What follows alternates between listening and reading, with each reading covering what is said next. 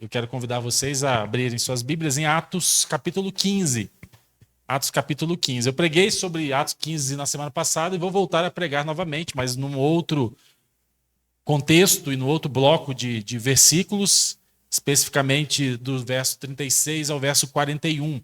Atos capítulo 15, de 36 a 41. Você pode abrir a sua Bíblia, se você quiser também acompanhar. O texto está sendo projetado. E dando continuidade à nossa série de mensagens de Igreja 1.0, nós estamos voltando às bases da igreja, aquilo que é o propósito de Deus ao instituir a sua igreja. Na semana passada nós falamos sobre resolvendo conflitos doutrinários na igreja. Nós olhamos para a primeira parte desse capítulo 15 de Atos, que mostra ali como a igreja primitiva resolveu uma questão que se levantou ali no contexto de uma situação doutrinária e como eles, inspirados pelo Espírito Santo de Deus, então foram conduzidos a lidar com aquela situação.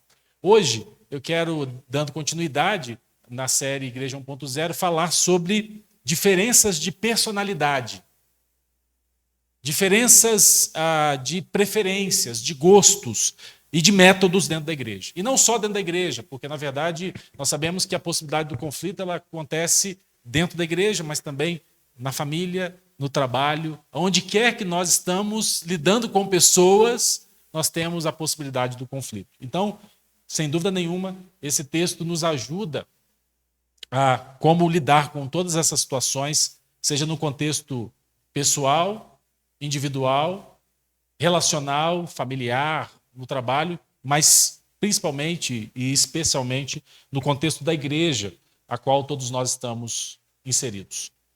Acompanhe então a leitura que eu faço de Atos, capítulo 15, de 36 até 41. Alguns dias depois, disse Paulo a Barnabé: voltemos agora para visitar os irmãos por todas as cidades, às quais anunciamos a palavra do Senhor, para ver como passam. E Barnabé queria levar também a João, chamado Marcos. Mas Paulo não achava justo levarem aquele que se afastara desde a Panfilha, não os acompanhando no trabalho. E houve entre eles tal desavença que vieram a separar-se. Então Barnabé, levando consigo a Marcos, navegou para Chipre. Mas Paulo, tendo escolhido a Silas, partiu encomendado pelos irmãos a graça do Senhor, e passou pela Síria e pela Cilícia, confirmando as igrejas. E também leio Filipenses capítulo 4, versos 2 e 3, que diz assim: eu rogo a Evódia e rogo a Sintique que pensem concordemente no Senhor. A ti, fiel companheiro de julgo, também peço que as auxilies, pois juntas se esforçaram comigo no Evangelho, como também com Clemente e com os demais cooperadores, cujos nomes se encontram no livro da vida. No livro da vida. Que Deus abençoe a leitura da sua palavra e que o Espírito Santo de Deus agora aplique aos nossos corações, trazendo iluminação, trazendo compreensão, trazendo clareza a cada um de nós aquilo que o Senhor quer falar conosco nessa noite. Meus irmãos, conta essa história que numa floresta gelada do Canadá, certa vez biólogos e pesquisadores encontraram uma manada de porcos-espinhos e eles estavam mortos, congelados.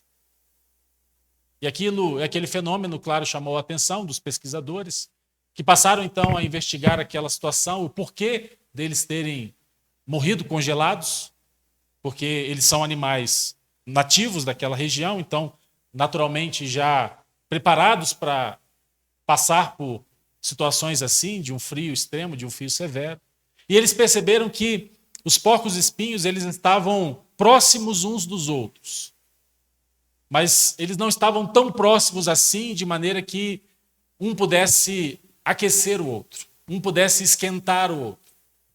E isso se deu muito provavelmente porque, por causa dos espinhos, quando eles se aproximavam, eles se espetavam, eles se machucavam. E aí, obviamente, para que eles não fossem espetados uns pelos outros, eles então se afastaram. E por se afastarem, eles acabaram morrendo congelados. Independente da igreja que você esteja hoje, seja aqui a Igreja Batista Salvação, ou seja qualquer outro contexto de igreja, você vai se esbarrar com gente que é maravilhosa. Mas também você vai se esbarrar com gente que é pontiaguda. Porque a realidade, meus irmãos, é que todos nós somos porcos espinhos. Essa é a realidade que não dá para escapar. Às vezes, você ama a visão, você concorda com o propósito, mas você implica com o jeito, com a forma, porque você acha que existe um jeito melhor, ou o seu jeito é o único jeito de se fazer. Você crê na mesma doutrina, mas você discorda do método, da forma, da maneira. E o que fazer, então, quando pessoas que são de Deus se colidem? Colidem com jeitos diferentes de fazer a obra de Deus. Eu gosto muito da Bíblia, principalmente nesses momentos em que a Bíblia ela escancara a realidade nua e crua. Porque vejam, nós utilizamos o texto de Atos capítulo 15, a primeira parte dele, a primeira sessão na semana passada, e nós vimos o que a igreja fez diante da celeuma que se levanta ali pelos chamados judaizantes, que queriam que todos, e principalmente os gentios, pudessem ser circuncidados. Tinham que ser circuncidados, para que eles então pudessem ter garantida a sua salvação. A igreja então se reúne, os líderes e os anciãos da igreja se levantam, dão uma palavra, Pedro, Tiago, e diante disso, eles, tomado de um coração pastoral, eles escrevem cartas recomendando a que os gentios, agora professos, a que os gentios, agora convertidos, se abstivessem de algumas práticas, principalmente da de carnes sacrificadas, carne com sangue, carnes sacrificadas a ídolos, e que mantivessem a sua pureza espiritual. Eles, de uma maneira muito pacificadora, eles lidaram com aquela questão.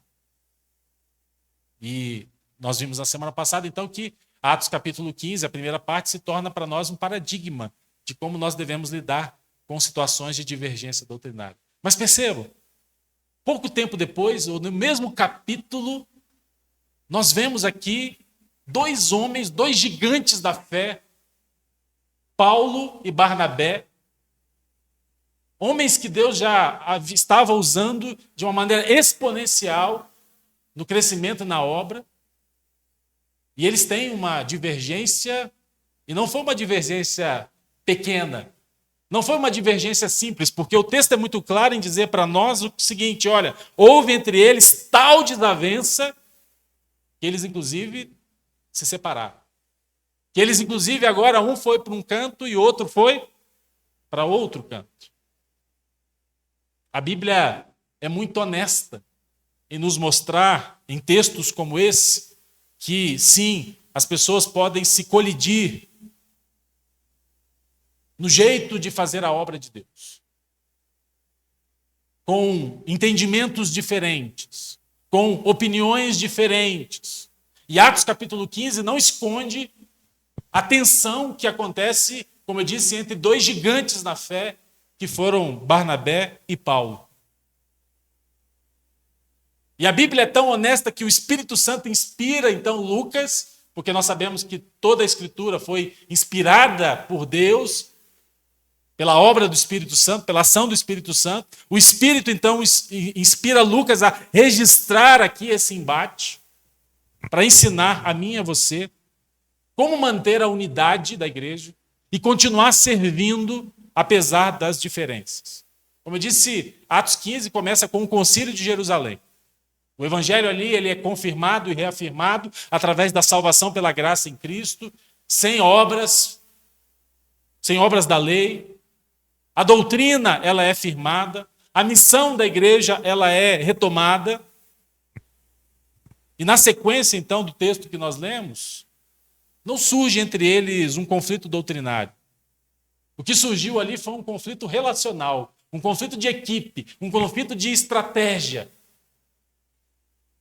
E a situação é clara. Barnabé queria levar João Marcos, que era seu primo, e Paulo discorda. Porque João havia, em algum momento, abandonado eles, né? Deixado a obra. O texto diz que foi a partir da Panfilha, então, que João Marcos havia os deixado. E o resultado aqui, meus irmãos, foi que Paulo e Barnabé se separaram. Esses dois homens gigantes, veteranos, usados por Deus, cada um agora segue em frente, mas com frentes diferentes. Não mais juntos, separados, por causa da discordância que houve entre eles. É interessante porque quem conhece um pouco o mundo da corrida, aliás, eu sei que poucos são aqueles que estão acompanhando, por exemplo, o Mundial de Atletismo que está acontecendo. Inclusive, nós tivemos um brasileiro que ganhou a medalha de ouro na marcha atlética, né? A marcha atlética não é tão comum para nós, porque eles percorrem uma grande distância e sem tirar o pé do chão, né? Não é uma corrida, é uma caminhada bem acelerada, né? Mas é algo diferente para a gente, e nós tivemos aí um brasileiro que ganhou então a medalha de ouro. E porque hoje eu também me sinto um iniciante nesse mundo das corridas, gosto de fazer as minhas corridas, eu, de certa forma, acompanho e consigo extrair algumas lições muito preciosas do mundo da corrida. E uma delas, meus irmãos, é que numa corrida de revezamento, por exemplo, quando você pega o revezamento 4x200, 4x400, você vai ver que os atletas, eles são diferentes. Eles têm estilos diferentes. Mas o ouro só vem quando o bastão ele é passado então com segurança. E volta e meia, quando nós temos provas de revezamento, nós vimos então, testemunhamos equipes sendo desclassificadas porque no momento de passar o bastão para o outro, o bastão cai, o que estava ali passando o bastão não faz direito, o que tá pegando o bastão não faz o movimento direito também, o bastão cai e a equipe então ela é desclassificada. Se não houver um sincronismo, mesmo que haja velocidade, e são homens muito rápidos, mulheres também muito rápidos, muito velozes, mas se não houver esse sincronismo entre eles, eles vão perder. Bem, a gente pode dizer que na igreja a doutrina é o bastão. E esse a gente não pode deixar cair de jeito nenhum. Mas o jeito, o estilo é diferente. Porque cada um de nós tem um jeito diferente, um estilo diferente, uma forma diferente. E se a gente, por causa do nosso jeito, do nosso perfil, do nosso método, a gente acaba deixando o bastão cair no momento da troca, a gente acaba perdendo a corrida. Mesmo que todo mundo corra muito. Mesmo que todo mundo se esforce muito. Então, o que eu aprendo, meus irmãos, aqui nesse texto, pensando sobre resolver diferenças de personalidade e métodos da igreja, eu posso sintetizar nessa frase. Nós precisamos de unidade no que é essencial, caridade nas diferenças e a missão sempre adiante. Caridade, amor, vocês sabem que são sinônimos. Unidade naquilo que é essencial, amor nas diferenças, caridade nas diferenças e a missão sempre adiante. E a primeira lição que a gente aprende aqui nesse texto, diante dessa situação que acontece aqui, que a Bíblia nos relata, é que diferenças acontecem até entre crentes maduros. Diferenças acontecem até entre crentes maduros. O texto diz, alguns dias depois, Paulo disse a Barnabé, né?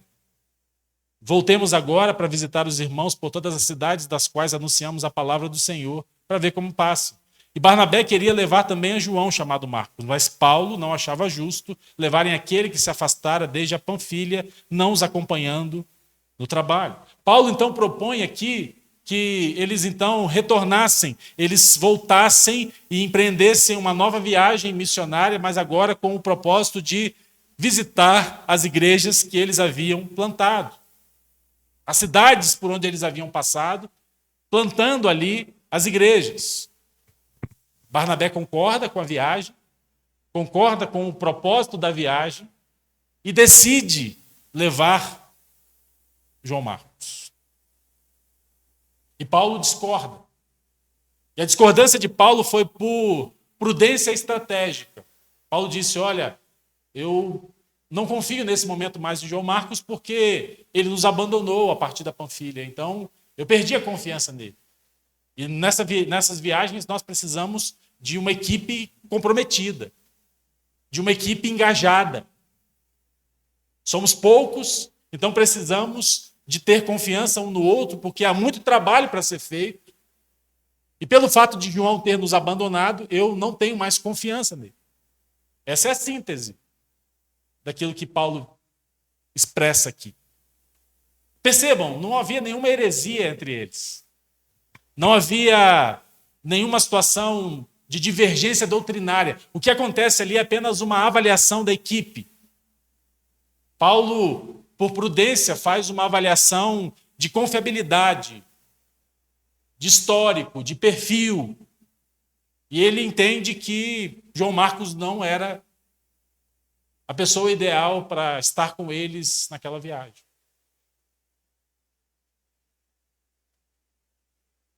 Mas o texto diz então que eles se desentenderam.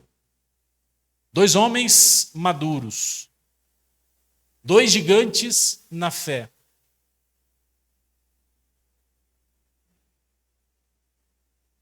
Porque isso é possível que aconteça.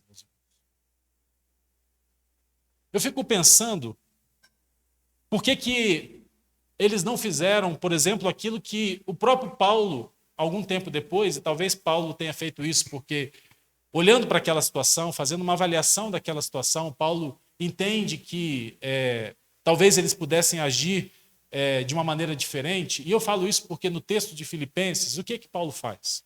No texto de Filipenses, Paulo pede às duas irmãs que estavam num litígio, que estavam numa situação de conflito, Evódia e Sintique, que elas pensem concordemente no Senhor. E ele escreve pedindo para que também elas fossem ajudadas, para que houvesse alguém maduro que pudesse chamar essas irmãs para uma conversa e dizer assim, olha, vocês precisam se entender, porque vocês são muito preciosas na obra do Senhor. Vocês são muito valorosas.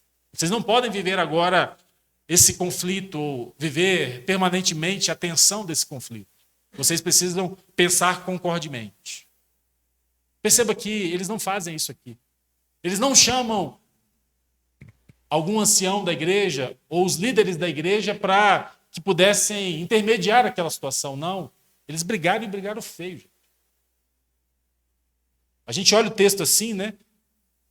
Mas percebam que há um peso muito grande naquilo que Lucas está dizendo. Que eles falaram que eles tiveram uma desavença tal, e eu não consigo pensar numa desavença tal que leve a uma separação como algo simples. O embate foi feio. A discussão, com certeza, foi calorosíssima. Discutiram e discutiram feio. E a Bíblia não tenta esconder isso. A Bíblia é honesta em nos relatar isso. Porque a gente precisa entender que diferenças acontecem até entre pessoas que são crentes maduros. E esse primeiro entendimento nos ajuda, então, a dar os passos que são necessários para que, quando esses conflitos acontecerem, quando essas situações acontecerem, a gente possa lidar com eles da maneira correta. Mas perceba, Os conflitos podem existir, até mesmo entre pessoas que são maduras, que são crentes maduros na fé. Se a gente fizesse uma votação aqui, por exemplo, e dissesse assim, olha, nós vamos pintar a igreja e nós vamos escolher uma nova cor para a igreja. Vocês acham que haveria unanimidade aqui? Não. Ah, pastor, eu gosto de tons mais pastéis, puxados por verde. Eu já gosto de tons mais puxados por areia, por bege. Ah, não, pastor, eu prefiro um tom mais cinza, né, uma cor mais... Não precisa ser um branco, mas pode ser um... Haveria uma pluralidade aqui de ideias. Porque nós somos diferentes. Pensamos de maneiras diferentes. E está tudo bem com relação a isso. Até mesmo crentes maduros, eles se desentendem. A segunda coisa que a gente aprende aqui nesse texto, meus irmãos, é que nós precisamos nomear a natureza do conflito e convocar ajuda madura. Percebam, Paulo e Barnabé não fizeram aquilo que Paulo, um pouco tempo à frente, orienta a fazer, que é buscar ajuda. Alguém que possa mediar quando nós estamos diante de um conflito. O texto vai dizer no verso 39, houve entre eles tal desavença que vieram a separar-se. Então Barnabé, levando consigo a Marcos, navegou para Chipre. E aí percebam, Paulo, alguns anos depois, escrevendo a Filipenses, ele vai dizer, rogo a Evódia e rogo a Sinti, que pensem concordemente no Senhor. E a ti, fiel companheiro de jugo, peço também que as auxilies, pois juntas se esforçaram comigo no Evangelho, também com Clemente e com os demais cooperadores meus, cujos nomes se encontram no livro da vida. Paulo pede, então, para que essas irmãs sejam, então, ajudadas, porque, às vezes, é preciso que haja uma mediação do conflito. E precisamos nos valer de pessoas que são maduras.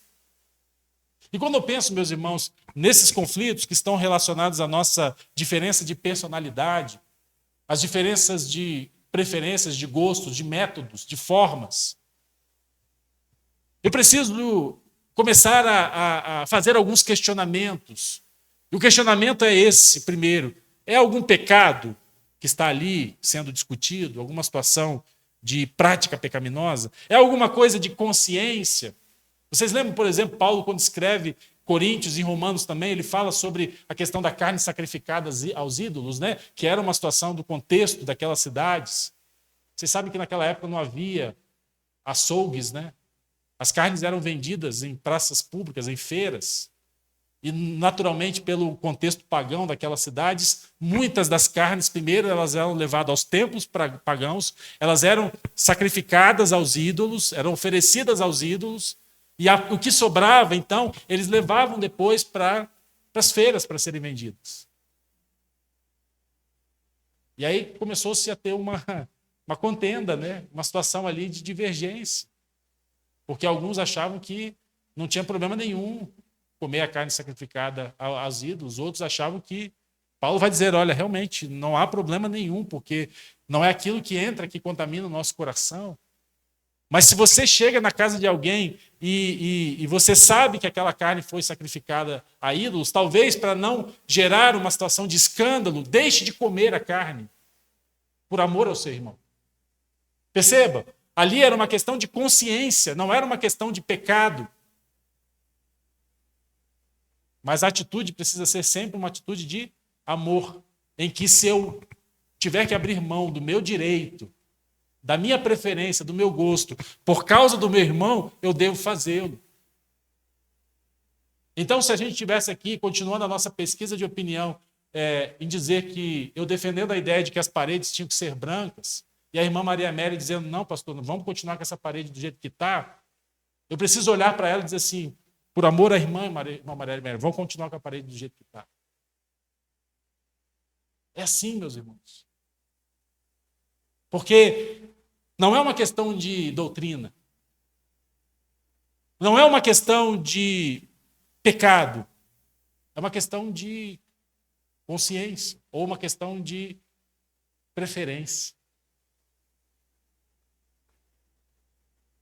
É interessante porque, normalmente, os conflitos acontecem quando ou onde os nossos dons são mais evidentes.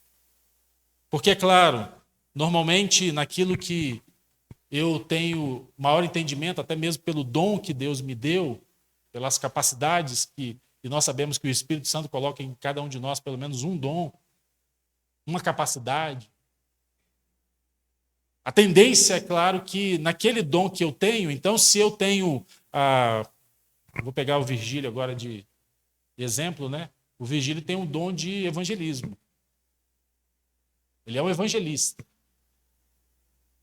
E aí eu chego para o Virgílio e digo assim: olha, Virgílio, a partir de agora eu acho que a gente tem que. Pode até continuar fazendo o trabalho de sairmos às ruas para entregar folhetos, mas agora nós vamos para as rádios.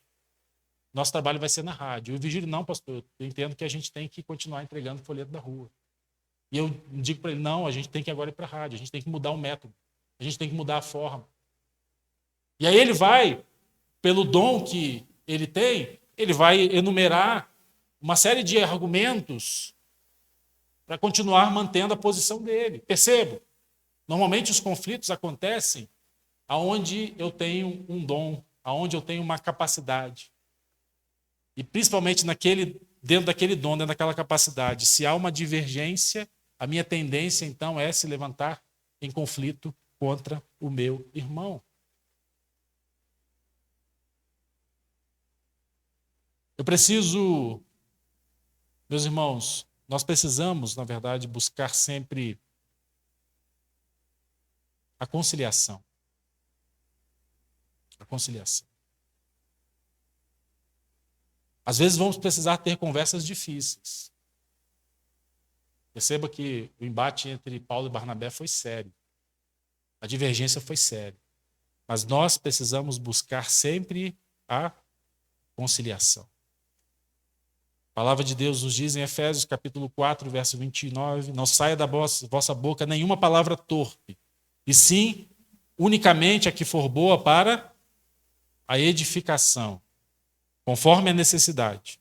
E assim transmita graça aos que ouvem. Não saia da vossa boca nenhuma palavra torpe, sim unicamente a que for boa para a edificação, conforme a necessidade.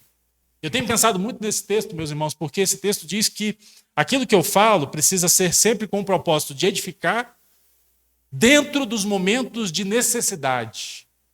Necessidade de quem?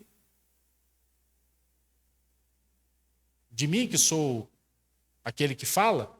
Ou a necessidade do outro que me escuta? Para quem eu estou falando? Necessidade do outro. E quantas vezes a gente acaba por falar demais,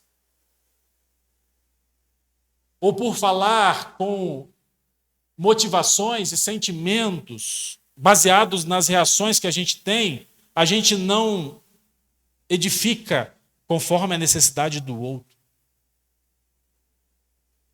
As minhas palavras precisam ser palavras boas para a edificação conforme a necessidade, assim transmitindo a graça às que o ouvem.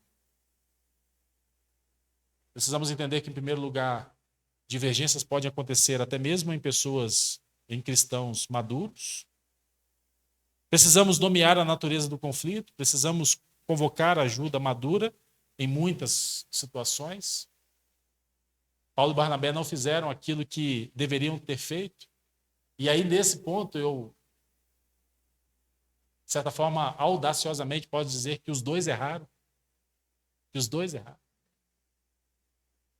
Por não terem buscado alguém que pudesse ser um interlocutor entre eles, pudessem fazer a mediação daquele conflito. Mas há uma terceira coisa que nós aprendemos aqui nesse texto. Eu preciso julgar o orgulho, praticar o amor. E, se preciso, servir separadamente, sem amargura. Eu digo que aqueles dois erraram porque, naquele momento, Paulo e Barnabé se mostraram turrões. Você já ouviu essa expressão? turrão, né? Aquela pessoa que não cede, aquela pessoa que não... E aí a desavença foi tão grande que eles disseram assim, então vai você para lá e eu vou para cá. Então tá bom, vai você para lá e eu vou para cá. E aí 2 gigantes na fé, 2 homens que trabalharam tanto, serviram tanto juntos, fizeram tantas coisas para o Senhor agora, se separam. Mesmo continuando a fazer a obra de Deus, eles estavam agora separados. Serviram separados. Houve entre eles tal desavença, verso 39, que vieram a separar-se. Então Barnabé, levando consigo a Marcos, navegou para Chipre. Mas Paulo, tendo escolhido a Silas, partiu encomendado pelos irmãos à graça do Senhor e passou a Síria e Sicília, confirmando as igrejas. Mas alguém possa dizer assim, pastor, mesmo eles se separando, a missão continuou. E talvez, às vezes, até alguém argumente dizendo, pastor, agora, ao invés de uma equipe só, eram 2. Então, na verdade, houve uma multiplicação. Sim, é verdade. A missão continuou. Barnabé foi com Marcos para Chipre e Paulo e Silas foram para a Síria e a Sicília. O texto diz que tanto as 2 equipes trabalharam em prol do fortalecimento das igrejas. Isso é verdade. E há também uma coisa muito bonita nessa história, meus irmãos. É que, alguns anos depois, Paulo está preso, ali aguardando o seu julgamento final. Quando ele escreve, então, a sua segunda carta, ele escreve as 2 cartas, né, ao seu filho na fé, Timóteo. Mas especialmente a segunda carta, que é então o seu último escrito, é a sua última carta. E Paulo faz um pedido a Timóteo. Ele vai dizer em 2 Timóteo capítulo 4, verso 11, somente Lucas está comigo. Toma contigo Marcos e traze-o, pois me é útil para o ministério. Essa história não termina simplesmente com essa desavença, com essa ruptura que aconteceu entre Paulo e Barnabé. Não. E com aquele sentimento que Paulo estava no coração para com João Marcos, de não querer ter João Marcos ali com ele. A gente vai ver, alguns anos depois, Paulo, talvez reconsiderando essas coisas no seu coração, ele entendeu que João Marcos era útil, que João Marcos era alguém precioso, que João Marcos era alguém que não deveria ser descartado. Tanto é que Paulo diz, olha, quando você for me visitar, quando você for ter comigo, traz algumas coisas para mim. Traz a minha capa, que eu estou sentindo frio aqui nessa masmorra. Traz os pergaminhos, porque eu ainda preciso continuar estudando. Eu preciso continuar ainda me aprofundando na palavra de Deus. Mas traz também comigo João Marcos, porque ele ainda me é útil. E a gente vê aqui, meus irmãos, a graça de Deus restaurando histórias. A graça de Deus restaurando histórias. Mas, obviamente, quando nós estamos diante do conflito, diante de uma situação, eu preciso examinar o meu coração. Porque muitas vezes, no conflito, o orgulho acaba tomando conta daquela situação. E a gente percebe que lá em Atos 15, a gente vai ver que, naquele momento, o orgulho tomou conta do coração de Paulo e Barnabé. Eles se desentenderam e nenhum deles quis ceder. De maneira, então, que eles se separaram. Muitas vezes, meus irmãos, quando nós estamos diante de um conflito, nós precisamos olhar e enxergar que nós estamos operando na base do orgulho. Eu preciso vencer essa situação. E aí, voltando então para a irmã Maria Amélia, eu digo para ela, não, irmã Maria Amélia, eu não aceito de jeito nenhum, porque eu acho que a parede ela precisa ser branca. Porque o sangue de Jesus era branco, mais alvo que a neve, então as paredes precisam ser brancas. E ela continua naquela posição, e eu continuo na minha. E é pelo orgulho, porque eu vou dizer assim, quem sou eu? Eu sou pastor da igreja. Eu não posso perder isso. Eu não posso ceder. E eu continuo firme, né? E eu estou operando no orgulho. E o orgulho normalmente nos leva à ira, A gente às vezes fica irado diante das situações. E o que pode nos levar à amargura no coração. Porque aí a irmã Maria Amélia vai dizer assim: poxa, o pastor foi tão orgulhoso, o pastor foi tão irado na sua defesa, e eu agora estou com meu coração amargurado. Eu não perdoo.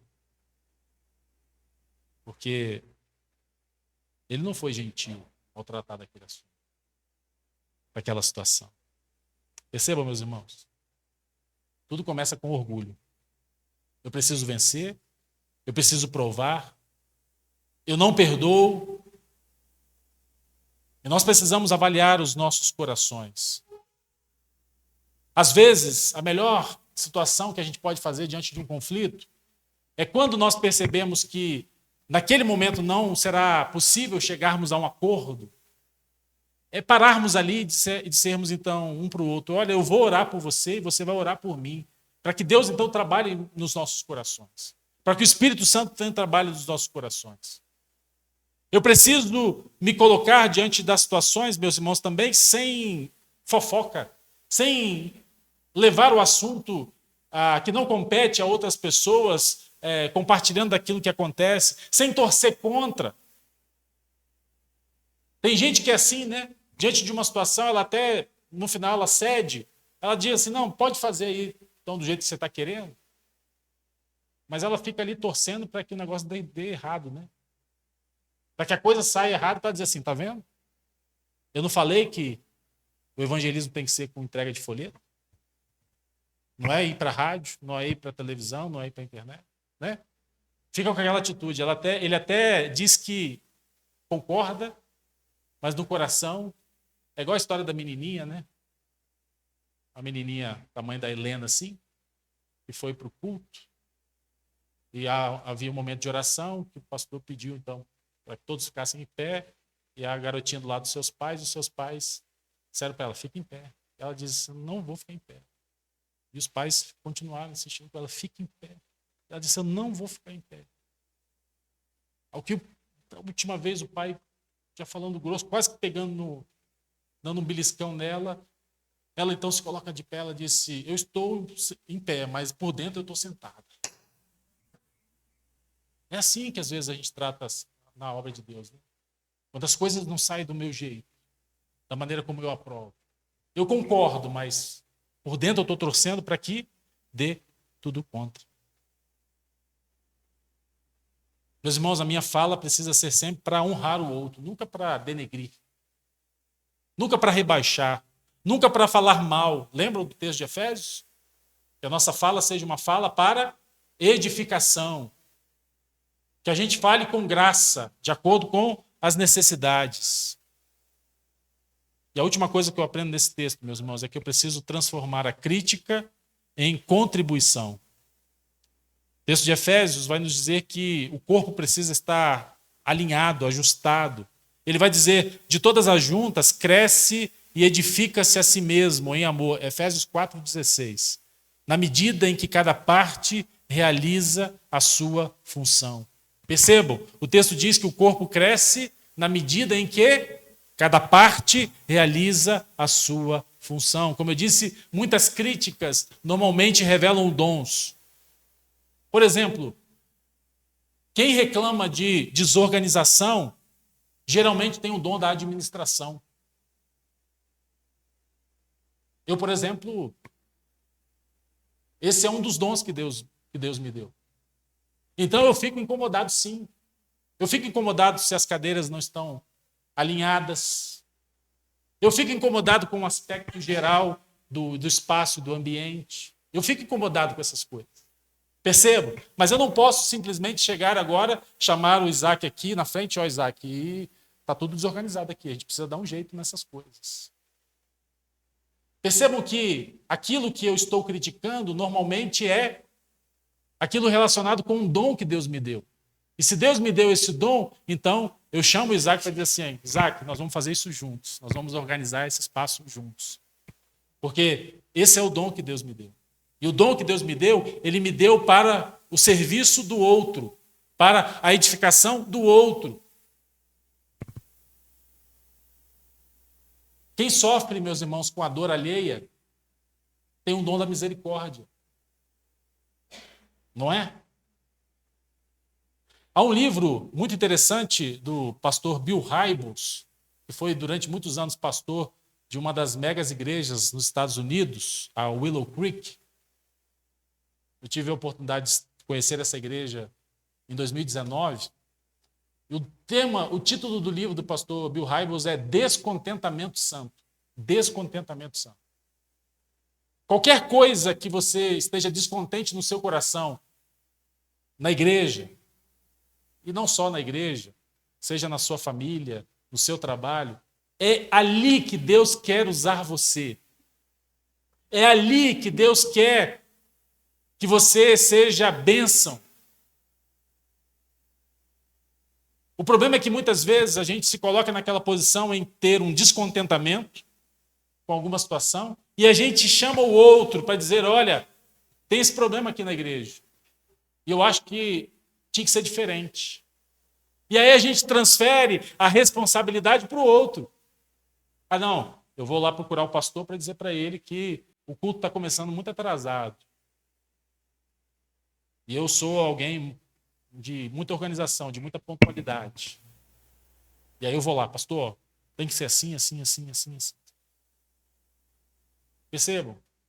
O descontentamento que Deus coloca no nosso coração são as áreas onde Deus quer nos usar, para que a partir da minha vida, então, eu possa abençoar a igreja. Eu possa abençoar o outro. Eu acho que a regra de ouro, meus irmãos, para nós deve ser: não critique algo se você não estiver disposto a servir para melhorar. Porque, às vezes, as pessoas analisam a igreja pelo outro, né? E ele diz, nossa, se a gente tivesse aqui uma participação mais efetiva, a igreja estaria melhor. Se a gente tivesse uma contribuição mais fiel, mais fidedigna, a igreja poderia avançar em áreas e frentes em que ela precisa fazer. A gente sempre avalia a igreja pelo outro. Mas eu proponho para você fazer algo diferente nessa noite. Avalie a igreja pela sua vida, pela minha vida. E eu arrisco a dizer, meus irmãos, que se avaliássemos a igreja, então, pela nossa vida, em alguns casos, a igreja seria muito pior do que ela é. Não critique algo se você não estivesse disposto a servir para melhorar. Traga propostas. Próximo domingo nós teremos o momento em que a igreja se reúne em assembleia. Esse é o momento. Esse é o momento em que a gente tem que trazer propostas, em que a gente tem que se colocar à disposição, em que a gente tem que apresentar os nossos recursos. Precisamos, meus irmãos, ser parte da solução. Não do problema. Não do problema. Diferenças acontecem até entre gigantes. Precisamos entender isso. Precisamos nomear a natureza do conflito e procurar ajuda madura. Precisamos julgar o orgulho, escolhendo o amor prático. Se preciso for, servir até em frentes distintas, sem romper a comunhão. Foi isso que aconteceu com Paulo e Barnabé. Eles continuaram servindo, mesmo que separados. E às vezes há situações que vão necessitar, eu não estou dizendo aqui que nós devemos mudar de igreja diante dos conflitos, diante das situações, não é isso. Às vezes vamos servir em áreas diferentes, servir separadamente, mas continuaremos o serviço, nós continuaremos a missão. Porque o alvo não é vencer a discussão. O alvo, lembre-se, é continuarmos carregando o bastão do evangelho com fidelidade. Passando esse bastão um para o outro. Eu queria propor para você pensar agora, refletir rapidamente, em que relacionamento Deus está te pedindo para dar um passo de paz nessa semana? Em que relacionamento, seja em casa, seja no trabalho, seja na escola, Deus está te pedindo para você pedir perdão. Ou Deus está dizendo para você, vai e libera o perdão.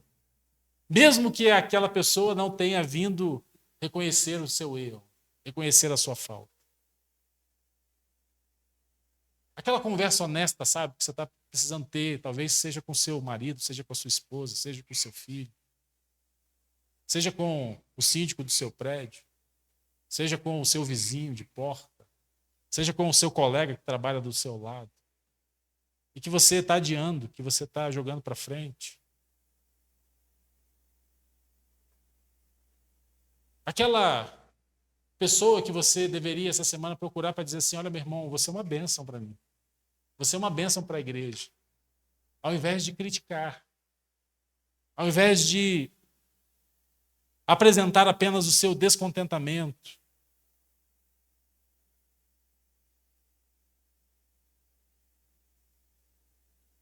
eu proporia para você, nessa noite, de uma maneira bem prática, que você adotasse o pacto da unidade. Quem sabe você vai fazer um compromisso com Deus, de nos próximos 30 dias, você não vai murmurar, você não vai reclamar, e você vai ouvir mais e você vai falar menos, que você vai orar antes de propor alguma coisa, que você vai servir antes de exigir, que você vai servir antes de criticar, e que principalmente você vai celebrar o que Deus está fazendo na sua vida e também na vida do outro, e aquilo que Deus está fazendo na sua vida por meio do outro. Aceita esse desafio? 30 dias, sem murmurar. 30 dias sem ouvindo mais e falando menos. 30 dias orando mais antes de propor algo. 30 dias se colocando à disposição para servir. 30 dias celebrando aquilo que Deus tem feito por meio do outro. Vamos orar? Senhor, obrigado pela tua palavra, mais uma vez lida e pregada aos nossos corações. Nós sabemos que tu és o Deus da paz. Nós sabemos, ó Deus, que a unidade da igreja, a unidade do teu corpo, é algo importantíssimo, não é algo menor, não é algo secundário. Tanto é que nós sabemos que o mandamento de amar ao nosso próximo só é menor que o mandamento de amar ao Senhor em primeiro lugar.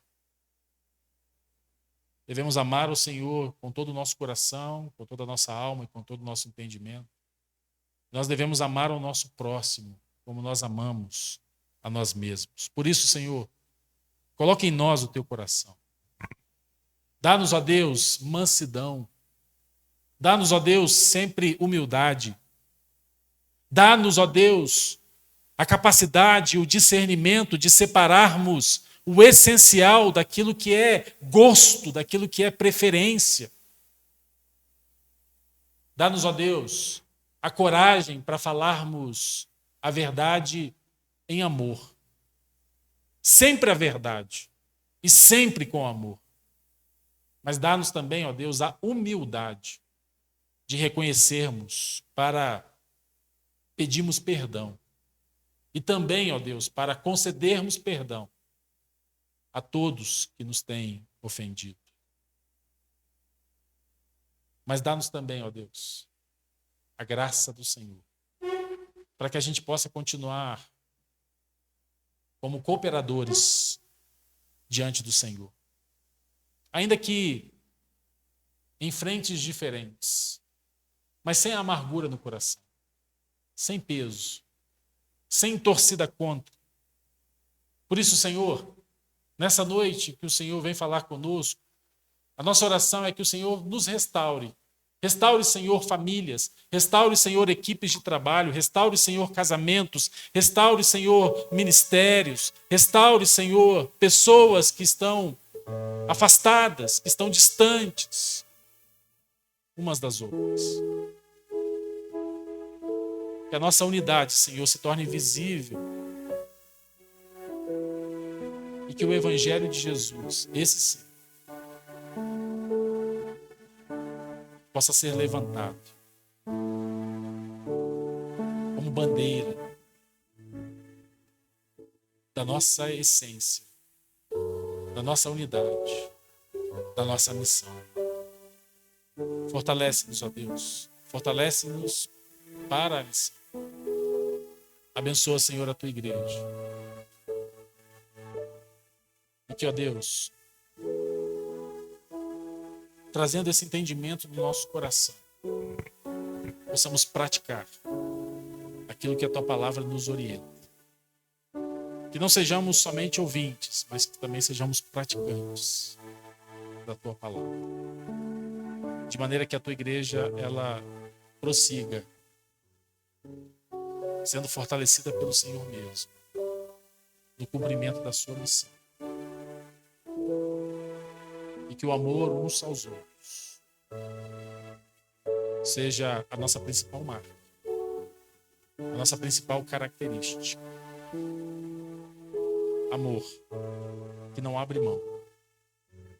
Amor que decide permanecer juntos, mesmo sendo diferentes, mesmo tendo gostos diferentes, mesmo tendo preferências diferentes. Mas o amor, que é o vínculo do Senhor nas nossas vidas, e também é o vínculo uns pelos outros. Ele mantenha viva e acesa a chama do Evangelho entre nós. E que esse seja o nosso testemunho a um mundo lá fora tão desunido, que se separa com tanta facilidade. Um mundo egoísta. Um mundo em que as pessoas olham para as suas necessidades e preferências primeiro. Senhor, possamos mostrar ao mundo o jeito certo de vivermos, como teu corpo, como tua família. Que façamos isso, para que em nós e através de nós o teu nome seja honrado, o teu nome seja glorificado. E agora, Senhor, que o Senhor nos abençoe e nos guarde. Que o Senhor faça resplandecer o seu rosto sobre nós e tenha misericórdia de nós. Que o Senhor sobre nós levante o seu rosto e nos conceda o seu favor e a sua paz. E que o amor de Deus, o Pai, a graça do nosso Senhor e Salvador Jesus Cristo e as doces consolações do Espírito Santo estejam conosco e com todo o povo de Deus, hoje e para todo sempre. Amém.